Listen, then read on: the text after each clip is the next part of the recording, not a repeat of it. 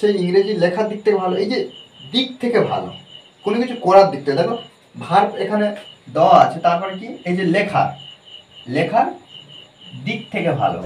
এখানে কি অভিনয়, অভিনয় বলতে পারি এখানে নাটক, অর্থাৎ আমরা অভিনয় করার দিক থেকে ভালো। তাহলে এই যে অভিনয়, এই যে ভার্বটা, এরপরে কি অভিনয় করার দিক থেকে ভালো, খেলার দিক থেকে ভালো। এই ধরনের যখন বিষয় আসবে তখন আমরা কি করব, ফার্স্ট টাইম আমরা সাবজেক্ট আনবো।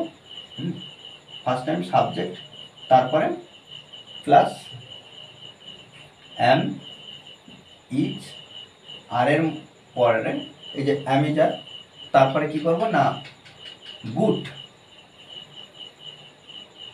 প্লাস এখানে দেখো সাবজেক্ট অনুযায়ী কিন্তু আমরা অ্যামিজার মধ্যে যে কোনো একটা আনবো, তারপরে কি good in terms, good in terms of,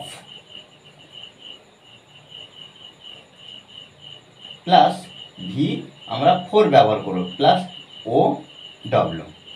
অর্থাৎ কি হলো না সাবজেক্ট বসাবো, তারপরে অ্যামিজারের মধ্যে যখন একটা good in terms of V4, অর্থাৎ ভার্বের সঙ্গে আইএনজি ফর্ম বসাবো, তারপরে আদার্স অন্যান্য কোনো শব্দ যদি থাকে বা এক্সট্রা যদি কোনো কিছু থাকে আমরা শেষে বসাতে পারি V4 এর পরে। দেখো একটা বাক্য ট্রান্সলেট করলে আমরা প্রত্যেকটা বাক্য সহজভাবে করতে পারবো। সে ইংরেজি লেখার দিক থেকে ভালো, তাহলে হি ইজ গুড।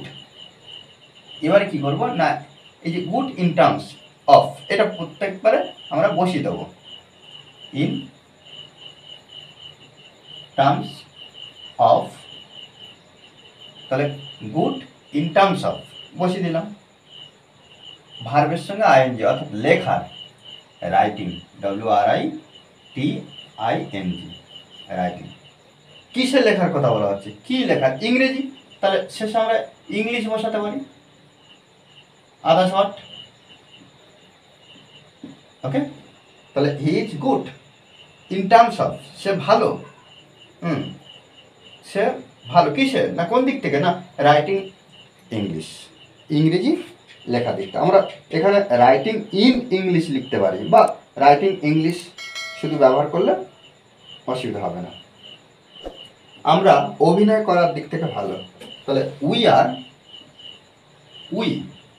এর পরে আমরা আর বসাই, কেন উই থার্ড পারসন কিন্তু প্লুরাল, অনেকজনকে বোঝাচ্ছে। We are good in terms of অভিনয়, অ্যাক্টিং,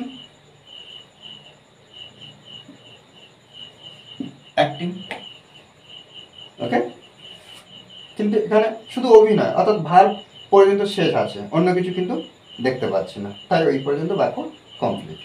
তুমি খেলার দিক থেকে ভালো, এখানে খেলার দিক থেকে হতে পারে, তুমি ঝগড়া করার দিক থেকেও হতে পারে, যেভাবে আমরা বাংলা এক্সপ্রেশন তৈরি করব।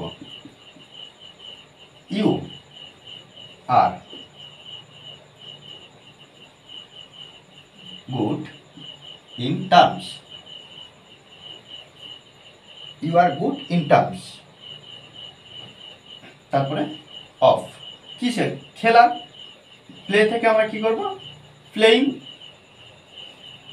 যদি ব্যবহার করতাম যে তুমি ফুটবল খেলার দিক থেকে ভালো, যদি তুমি ফুটবল খেলার দিক থেকে ভালো, ক্রিকেট খেলার দিক থেকে ভালো, তাহলে আমরা শেষে ক্রিকেট বা ফুটবল আমরা লিখে দেব। নির্দিষ্ট যদি দা ব্যবহার করি সেক্ষেত্রে আমরা ভুল করব না। Playing the cricket, playing the football, okay. আমার মা সব কিছু করার দিক থেকে ভালো, এখানে এই বিষয়টা একটু দেখো, সাবজেক্টটা কি বোঝাচ্ছি আমরা, my mother is good in terms of. এবারে দেখো ভার্ব কোনটা, সব কিছু করার, এই যে করার এটা কিন্তু ভার্ব, এটা কিন্তু নয় করার, তাহলে অফ ডুইং, DOING, ডুইং ব্যবহার করলাম, ডুইং সব কিছু, এভরিথিং আদার্স ওয়ার্ড হিসেবে বসে গেল। তাহলে এখানে এইটাই ভার্ব, এটা কি V4 হিসাবে ব্যবহার করলাম, ডু থেকে ডুই, করার, সব কিছু, এভরিথিং। ওকে, দেখো এইভাবে কিন্তু আমাদের সুন্দরভাবে প্র্যাকটিস করতে হবে, আমাদেরকে বুঝতে হবে বাক্যগুলো যে কিভাবে কোন এক্সপ্রেশন আমাদের ট্রান্সলেট করতে হচ্ছে, এগুলো বুঝে আমরা নিজেরা যদি একটু প্র্যাকটিস করি তাহলে ইংলিশে ইমপ্রুভ করতে পারবো। ওকে, আর এই ক্লাস যদি ভালো লাগে অবশ্যই লাইক কমেন্ট শেয়ার, আর যারা এখনও পর্যন্ত এই চ্যানেলটি সাবস্ক্রাইব করেননি তারা অবশ্যই চ্যানেলটি সাবস্ক্রাইব করে পাশে থাকবেন। Okay, thanks for watching this video.